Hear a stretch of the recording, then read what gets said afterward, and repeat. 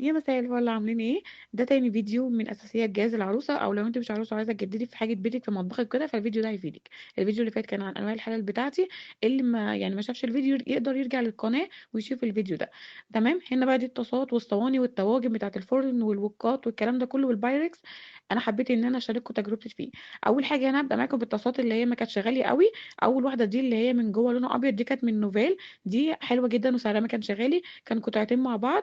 ده المقاس الصغير والمقاس الكبير برضو معايا. دي بقى يعني بحمر فيها، بستخدمها اعمل بيها شويه فول بيض الكلام ده كله. الحمرة التانية دي تيفال من تروفيل. تمام. دي مقاس كبير، مقاس 32، جايبه منها المقاسات كلها. دي بستخدمها في التحمير وبرضو الاستهلاك اللي هو ايه كل يوم يعني. وطبعا سعرها ما كانش غالي. والصغنونه دي اللي هي من زينوكس، دي ستانلس، كنت جايبها لطشه التوم. تمام. دي بقى كمان جرانيت، دي ماركة اسمها لوندرا. عايزة اقول لكم برضو سعرها ما كانش غالي، وبتوزع الحرارة كويس جدا. برضو يعني بصوا بدأت تتقشر معايا حاجات بسيطة جدا، يعني شبه مش باينة. والايد بتاعتها من تحت كده من النار اللي هي بتتلسع، عشان الايد بتاعتها دي سيليكون وكده. فبرضو عادي برضو تقضي الغرض، وسعرها زي ما قلت لكم ما كانش ايه غالي يعني. بس دي بقى ايه الماركات اللي هي كانت رخيصه. الماركات الغاليه دي هنا معايا اهي. دي البدريني اللي انا كنت بقول لكم الفيديو بتاع الحلل. دي جرانيت من جوه بس بره مش جرانيت. عايزه اقول لكم ان هي تحفه تحفه تحفه في الاستعمال. بس ودي الطاسه دي بتاعه نيو فلام. دي كنت جايباها برضو تبع الطقم الحلل بتاعي بتاع نيو فلام. عايزه اقول لكم طبعا دي غاليه وحلوه جدا برضو. دي جرانيت وما بتلزقش الاكل، هي والبدريني واللوندرا برضو اللي هي رخيصه. دي من تيفال. تمام. الايد بتاعتها كده خشبيه زي ما انتم شايفين. من جوه جرانيت.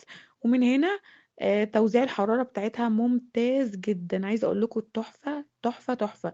بس فيعتبر دي الطاسات الغالية اللي هي من تيفال الجرانيت ونيو فلام ومن البدريني. وطبعا سافلون التركي دي تيتانيوم. دي المقاس الكبير، جايبة منها المقاس الكبير ده مقاس 28 على ما اعتقد. وكنت كمان جايبه معاها المقاس اللي هو ال 24. عايزه اقول لكم تحفه، مفيش اي حاجه. هي بس وقعت مني مره فقشرت كده من فوق. بس لكن كاستعماله كده اهو زي ما انتم شايفين، بستخدم معاه السباتلا اللي هي السيليكون، ما بستخدمش معاه خشب ولا الكلام ده كله. بس اخر حاجه بقى هنا معانا اللي هي الطاسه اللي هي من كركماس تبع طقم الحلل بتاع كركماس، برضو انا جايباها بقطعه. دي كانت مقاس 24. عايزه اقول لكم تحفه تحفه تحفه، وما بتصفرش ولا بيجرى لها اي حاجه. بس فطبعا الطاسات دي كلها انا جايبه منها المقاسات الرخيصه والغاليه، جايبه منها ايه المقاسات اللي تعجبني. فطبعا ايه حسب ايه استخدامكم انتوا اللي هتجيبوا المقاس اللي انتوا محتاجينه. بس الوقات بقى جايبه الوقين دول اللي هما من نيوفلام الكبير ده، اللي وريته لكم برضو الفيديو اللي فات مع طقم الحلل. بس انا حبيت ان انا اعمل لكم الحلل في فيديو واحد، والطاسات والصواني والطواجن والكلام ده كله في فيديو تاني برضو. بس ده الوك الكبير ومعاه الغطا بتاعه البايركس. وده الوك الصغنن. الصغير ده كان مقاس 28. بس ده كده اهو بالايدين اللي انتوا شايفينه ده. وزي ما قلت لكم ان هو ينفع كمان يدخل الفرن. لو عايز تعملي في حاجه في الفرن ينفع تدخليه الفرن.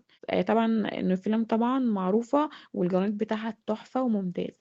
بس اول حاجه بقى هنا الطاجن ده. ده تبع الطقم اللي هو الجرانيت بتاع سافلون. جايبه الطاجن اللي هو الكبير ده كان مقاس 35. تحفه زي ما انتوا شايفين. وحتى في تنظيفه سهل جدا زي الحلل بالظبط.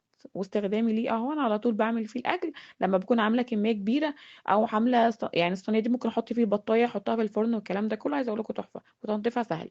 بس الطاجن بقى الصغير ده اصغر من الطاجن بتاع سافلون. تمام. ده من نيوفلام برضو. ده استخدامي برضو بيه يعتبر على طول اكل، لان انا معظم الاكل بحب ان انا اعمله في الفرن. فاكتر طاجنين بستخدمه هو النيوفلام ده واللي هو بتاع سافلون. بس وجايبه بقى كمان اللي هو الكبير ده برضو من نيو فلام، اللي زي ما انتم شايفين ده كده بالايدين دي. عايزه اقول لكم ان هو ممتاز ممتاز. نفس الحلل بالظبط. يعني حلل وطاسات وطواجن عايزه اقول لكم ممتازه. ولا بيتخربش ولا بيلزق الاكل ولا في اي حاجه. بس فانا يعتبر جايبه التلات طواجن دول اللي هو السافلون. وجايبه الاتنين اللي هما النيوفلام دول. بس مش جايبه اي حاجه تاني يعتبر جرانيت اللي هو المستطيل يعني. جايبه بقى الطقم اللي هو المستطيل تاني اللي هو بتاع الدهان ده ألمونيوم. بس عشان صواني الكيك والكلام ده كله. بس دي الجريل برضو اللي هي من نيوفلام. حبيت ان انا اجيب برضو الجريل اللي هي الكبيره دي مش اللي هي المؤيد اللي هي الصغيره. ليه برضو عشان زي ما قلت لكم ان انا ساعات بشوي حاجات في الفرن. فده عادي بدخله برضو الفرن اهو. انا بوريكم كل حاجة من جوه ومن بره برضو، ان هي ما بتتخربش ولا بتتأثر بالحرارة ولا الكلام ده كله. الحاجة الوحيدة اللي قلت لكم عليها ممكن بتقشر شوية من بره عشان هي مش جرانيت، الحالة اللي هي البدريني اللي هي السوداء، والطاسة اللي هي البدريني بس، لكن من جوه طبقة الجرانيت ممتازة ممتازة ممتازة. بس هنا كده انا وريتكم اهي الطواجن اللي هي المستطيلة. تمام. معايا بقى كمان اللي هو الطقم ده اللي هو البورسلين ده، كنت جايباه من ايكيا، كان قطعتين كده مع بعض. الطواجن دي تحفة، دي برضو بعمل فيها الأكل وبدخلها الفرن، وكمان بيبقى شكلها تحفة على السفرة. أنا جايبة كمان الطقم بتاع الأطباق بتاعها ممتاز ممتاز. يعني ممكن كمان من إن أنا ما أعملش فيها الأكل، يعني ممكن أعمل أكل في أي صينية من دول في الفرن، ولما باجي أقدم الأكل بحطه في الطواجن دي. يعتبر هي طواجن للفرن، ودي زي كمان نظام سيرفيس كده للسفرة. بس طبعا هوريكم الأطباق والأطقم اللي عند الصين وكده، هيبقى في الفيديو اللي بعد ده على طول ان شاء الله. فانا مقسمه لكم الجهاز كله في كذا فيديو. بس وده البايركس بتاعي، جايبه بقى اللي هو الشكل اللي هو البيضاوي ده، اللي هو بيضاوي مربع، هو يعتبر مربع. وجايبه اللي هو المستطيل ده برضو، جايبه منه 3 مقاسات، ده اصغر مقاس فيهم. برضو ده ينفع يعني شخصين، يعني لو تعملي كميه اكل صغنطوطه. وجايبه البيضاوي ده من بايركس، ده اصغر مقاس برضو. وجايبه المقاسات الكبيره.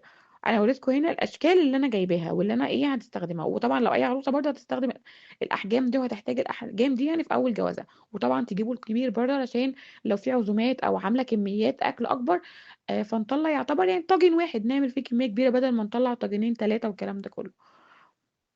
بس هنا كده يعتبر خلاص خلصت لكم اللي هي الطواجن اللي هي المستطيلة، اللي هي يعتبر البايركس والبورسلين والجرانيت. بس جيت بقى هنا كمان بوريك الطقم اللي هو بتاع الدهان ده، بيبقى 3 قطع مع بعض.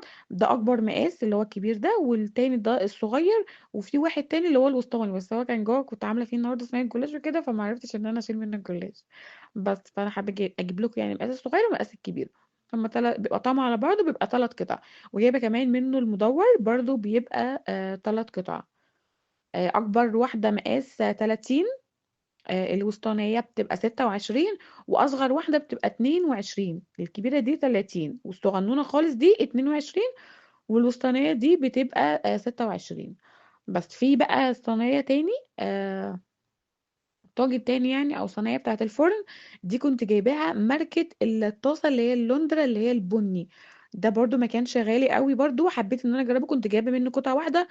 زي الطاسه برضو كنت جايبه منها قطعه واحده. هو بصوا شكله من جوه الجرانيت بتاعه بيبقى ناعم، ومن بره برضو جرانيت. وعايزه اقول لكم ان هو من هنا بيوزع الحراره كويس جدا. وهو الجرانيت بتاعه بيبقى محبب بقى كده من جوه، شايفين؟ ولا بيتقشر ولا اي حاجه، برضو الاكل ما بيلزقش فيه. بس هو برضو يعني ايه، مش عايز اللي هو الاستهلاك اللي هو القوي يعني، لانها برضو مش هتعيش قوي زي الحاجات اللي غالية طبعا.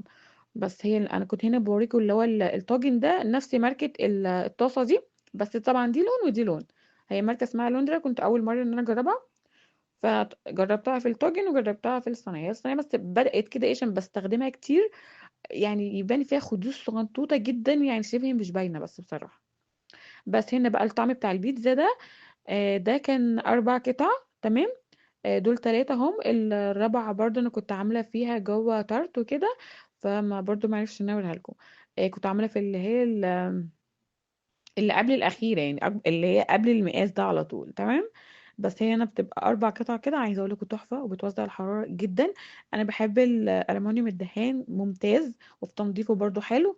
وبصوا يعني بتسوي الأكل حلو جدا. بستخدم الحاجات دي أكتريتها في الكيك والكلام ده. بتسوي الكيك حلو قوي، ما اعرفش بحس ان هو بيبقى ليه طعم تاني بصراحة في الحاجات الألمونيوم. بس الطواجن بقى المدورة، جايبة بقى الطقم ده اللي هو بتاع نيو فليم. بس وريت لكم برضو الفيديو اللي فات، مع فيديوهات مع يعني اطقم الحلل وكده. بس جايبه ال3 مقاسات دول، مقاس 28 و26 و24. وبكده يكون فيديو النهارده خلص. اتمنى الفيديو يكون عجبكم. لو عندكم اي استفسار عن اي حاجه في الفيديو اكتبوا لي في الكومنتات وانا هرد عليكم. باي باي.